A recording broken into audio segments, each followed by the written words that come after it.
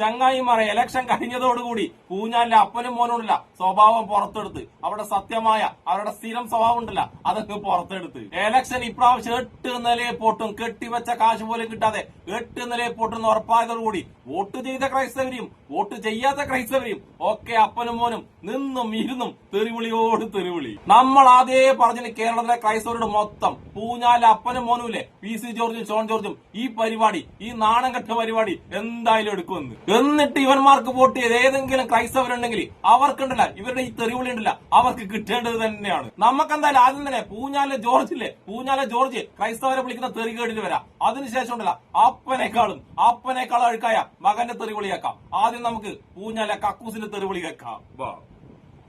നമ്മുടെ കാഞ്ഞിരപ്പള്ളി ബിഷപ്പ് ഒരു മര്യാദക്കാരാണെന്ന് ജനം വിചാരിക്കുന്നു. പക്ഷേ അയാളെന്താ ഇത് മടകളിലെല്ലാം വിളിച്ച് ഇവിടെ വോട്ട് ചെയ്യാൻ പറഞ്ഞു. മര്യാദയാണ് കാണിച്ചത്. മര്യാദയാണോ? അവർ അയക്കെന്താ അവകാശം? ഈ സഭ എന്ന് പറഞ്ഞാൽ UDF ആണ്. ഞാൻ ചോദിക്കട്ടെ, ഇവിടെ പൂഞ്ഞാറിൽ നിൽക്കുന്ന സ്ഥാനാർത്ഥികൾ 3 പേരാണ്. ഞാനും UDFും LDFും. ഈ സഭയ്ക്ക് എന്തെങ്കിലും ഗുണം കിട്ടിയിട്ടുണ്ടെങ്കിൽ അത് എന്നെ കൊണ്ടാണ്. മറ്റു രണ്ടന്മാർക്ക് എന്ത് കിട്ടി? അമ്മമാർക്ക് എന്ത് കിട്ടിയിട്ടാണ് ഈ സഭ ഇങ്ങനെ വൃത്തിയായിട്ട് പണി ചെയ്യുന്നത്? നാണം കെട്ടവന്മാർ ഈ സഭയെ തള്ളിപ്പറയേണ്ടി വരും. സഭയല്ല തള്ളിപ്പറയുന്നത്, ഈ മെത്രാന്മാരെ തള്ളിപ്പറയും. ഒരു സംശയം വേണ്ട. മെത്രാന്മാരിപ്പം നിരന്തരം അതായത് BJPക്ക് വോട്ട് ചെയ്യേണ്ട ഇത്രയൊക്കെ വിഷയങ്ങൾ ഉണ്ടായ സാഹചര്യത്തിൽ BJPക്ക് വോട്ട് ചെയ്യേണ്ട എന്നുള്ള അതേ നിലപാടിൽ തന്നെ അവർ നിൽക്കുകയാണല്ലേ? ബോധം വിവരം വേണ്ട ഇവനൊക്കെ. ഞാൻ പച്ചക്കങ്ങ് പറയാം. അതായത് നിയമം കൊണ്ടുവരുന്നു. ആ നിയമം കൊണ്ടുവരുന്ന ഇവർക്ക് ഇത്ര വിഷമം. വിദേശത്ത് പണം മേടിക്കുന്നു. ആ പണം മേടിക്കുന്ന കണക്ക് കൊടുത്താലില്ല കുഴപ്പം.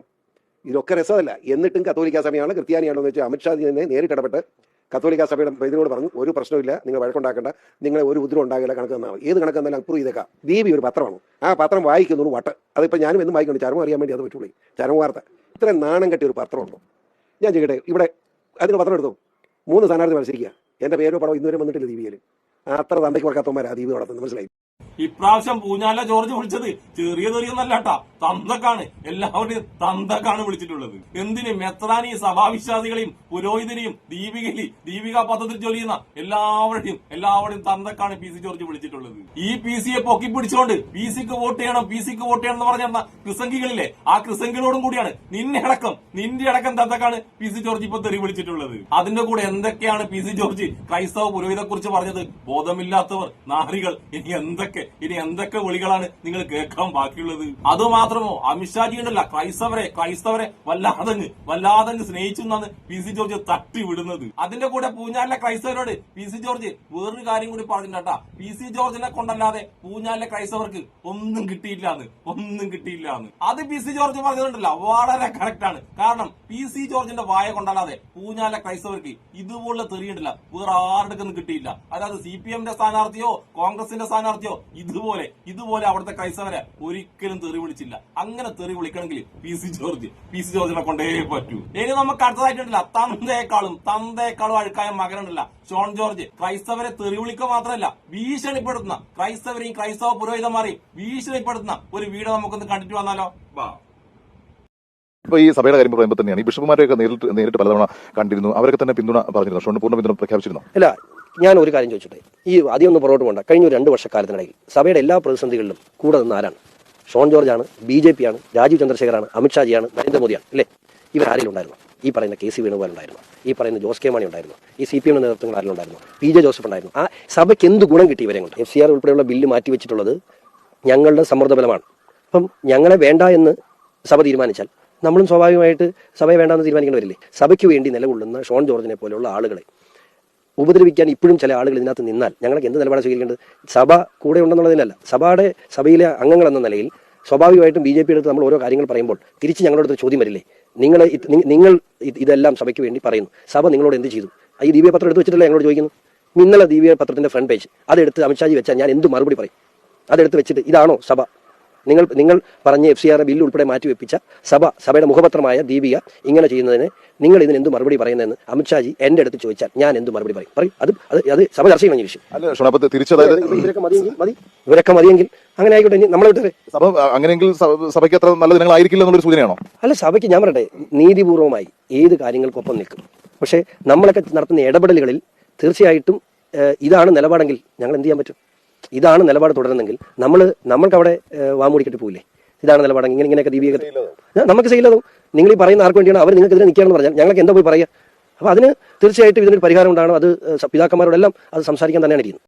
എല്ലാ ക്രൈസ്തവരും കേട്ടല്ലോ ഷോൺ ജോർജിന്റെ ഈ ഭീഷണി. BJPയുടെ കാൽ കീഴിൽ അല്ലെങ്കിൽ BJP പറയുന്നത് പോലെ നിന്നെങ്കിൽ ക്രൈസ്തവരെ നിങ്ങൾ വെറുതെ വിടില്ല എന്നാണ് ഷോൺ ജോർജ് ഇപ്പൊ പറഞ്ഞിട്ടുള്ളത്. അതുമാത്രമല്ല, ഈ ഇലക്ഷൻ വന്നത് കൊണ്ട് മാത്രമാണ് FCRA പോലുള്ള പല ബില്ലുകളും ഇപ്പൊ പാസ്സാകാതെ അവിടെ BJP വെച്ചിട്ടുള്ളത്. ഇലക്ഷൻ കഴിഞ്ഞ പാട് എല്ലാ ബില്ലുകളും ക്രൈസ്തവർക്കെതിരെയുള്ള എല്ലാ ബില്ലുകളും ഈ സംഖ്യയിലുണ്ടല്ല പാസ്സാക്കിയിരിക്കും. അത് തന്നെയാണ് ഷോൺ ജോർജ് ഇവിടെ പറയാതെ പറഞ്ഞിട്ടുള്ളത്. അതായത് അവരെ സപ്പോർട്ട് ചെയ്യാത്തതുണ്ട്. അതായത് ഷോൺ ജോർജിനും PC ജോർജിനും BJPക്കൊന്നും നിങ്ങൾ വോട്ട് ചെയ്യാത്തതുണ്ട്. നിങ്ങൾക്കെതിരെയായിരിക്കും ഇനി BJPയും ഷോൺ ജോർജിന്റെ തന്ത PC ജോർജല്ലേ, ഇവരൊക്കെ നിങ്ങൾക്കെതിരെയാണ് ഇനി പണിയാൻ പോകുന്നതെന്നാണ് ഇവർ പറയാതെ പറഞ്ഞിട്ടുള്ളത്. നമ്മുടെ ഇന്ത്യയുടെ ചരിത്രത്തിൽ ഇതുപോലൊരു സംഭവം നിങ്ങൾ എവിടെയെങ്കിലും കേട്ടിട്ടുണ്ടോ? അതായത് ഒരു പാർട്ടിയെ സപ്പോർട്ട് ചെയ്തില്ലെങ്കിൽ ഒരു മതത്തെ ആക്രമിക്കുന്ന ആരെങ്കിലും പറഞ്ഞതായി എവിടെയെങ്കിലും നിങ്ങൾ കേട്ടിട്ടുണ്ടോ? പക്ഷെ നമ്മുടെ ഇന്ത്യയുടെ ചരിത്രത്തിൽ ആദ്യമായിട്ട് ഷോൺ ജോർജ് പറഞ്ഞിരിക്കുകയാണ്, ക്രൈസ്തവര് BJPയെ സപ്പോർട്ട് ചെയ്യാത്തതുകൊണ്ട് ഇനി ക്രൈസ്തവർക്കെതിരെയായിരിക്കും BJPയുടെ എല്ലാ പരിപാടിയും.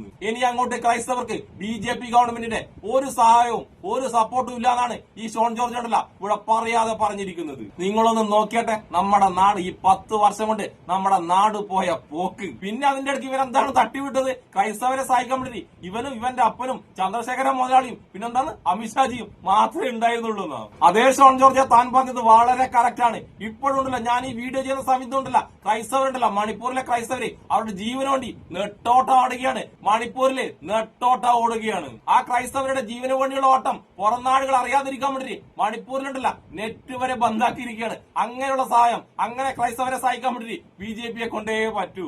അതുമാത്രമോ ഉത്തരേന്ത്യയിൽ BJP ഭരിക്കുന്ന പല സംസ്ഥാനങ്ങളിലും ക്രൈസ്തവരുടെ ആഘോഷ ദിവസങ്ങളിലെ അവധി ദിവസങ്ങള് അതൊക്കെ പ്രവൃത്തി ദിവസമാക്കി. അങ്ങനെയൊക്കെ ക്രൈസ്തവരെ സഹായിക്കാൻ വേണ്ടി ഈ BJP കൊണ്ടല്ലാതെ വേറെ ആരെ കൊണ്ടെങ്കിലും പറ്റുമോ? അതുമാത്രമാണോ കന്യാസ്ത്രീമാരെ അറസ്റ്റ് ചെയ്യാനും പുരോഹിതന്മാരെ അറസ്റ്റ് ചെയ്യാനൊക്കെ ഈ BJPയെ കൊണ്ടല്ലാതെ വേറെ ആരെ കൊണ്ട് പറ്റും? അല്ലേ ഷോൺ ജോർജ്? ഇങ്ങനെ ഇന്ത്യയിലുള്ള ക്രൈസ്തവരെ ഇടക്കിടക്കെ സഹായിക്കുന്ന ഈ BJPയെ ക്രൈസ്തവര് താഴ്ന്നത് വളരെ മോശമായിപ്പോയി. എനിക്ക് ഷോൺ ജോർജിനോടും PC ജോർജിനോടും ഒരു കാര്യം പറയുള്ളൂ, ഇങ്ങനെ ന്യായീകരിക്കാൻ വേണ്ടി, ഇങ്ങനെ BJPയെ ന്യായീകരിച്ച് മേടിക്കാൻ വേണ്ടി കുറച്ചെങ്കിലും എളുപ്പമെന്നാണോ മാനുണ്ട നിങ്ങൾ രണ്ടാക്കൂ. അതുകൊണ്ട് എനിക്ക് കേരളത്തിലെ ക്രൈസ്തവരോട് ഒന്നേ പറയാനുള്ളൂ, ഇനിയും കേക്കുമായിട്ട് അവര് നിങ്ങളുടെ അരമനകളിലെത്തും, സംഘികൾ നിങ്ങളുടെ അരമനകളിലെത്തും. ആ കേക്ക് ഉണ്ടല്ല നിങ്ങളുടെ അന്ത്യ കേക്കായിരിക്കും, നിങ്ങളുടെ അന്ത്യനാളിലെ കേക്ക്. അത് മനസ്സിലാക്കിയിട്ട് ആ കേക്കും കൊണ്ടുവരുന്ന സംഖ്യയിലുണ്ടല്ല നിങ്ങൾ കണ്ടം വഴി ഓടിച്ചാണ്ടല്ല നിങ്ങൾക്ക് മാത്രം നല്ലത്. എന്തായാലും ഇലക്ഷൻ കഴിഞ്ഞിട്ടാണെങ്കിലും സ്വന്തം സ്വഭാവം പുറത്തെടുത്ത PC ജോർജിനും ഷോൺ ജോർജിനും ഒരുപാട് നന്ദിയുണ്ട്. നിങ്ങളുണ്ടല്ല സംഖ്യകളുടെ ഉള്ളിലിപ്പുണ്ടല്ല ഇപ്പൊ തുറന്ന് പറഞ്ഞ് അതിലൊരുപാട് നന്ദിയുണ്ട്. അപ്പൊ എന്തായാലും ഇതിലൊരു കാര്യം മനസ്സിലായട്ടാ, ഇപ്രാവശ്യം ക്രൈസ്തവര് BJPക്ക് വോട്ട് ചെയ്തില്ല എന്നുള്ള സത്യം ഇതോടുകൂടി മനസ്സിലായി. അതുകൊണ്ട് കേരളത്തിലെ എല്ലാ ക്രൈസ്തവർക്കും, BJPക്ക് വോട്ട് ചെയ്യാത്ത എല്ലാ ക്രൈസ്തവർക്കും, പിന്നെ രക്ഷപ്പെടുന്ന എല്ലാവർക്കും എന്റെ ഒരു നല്ല സുല.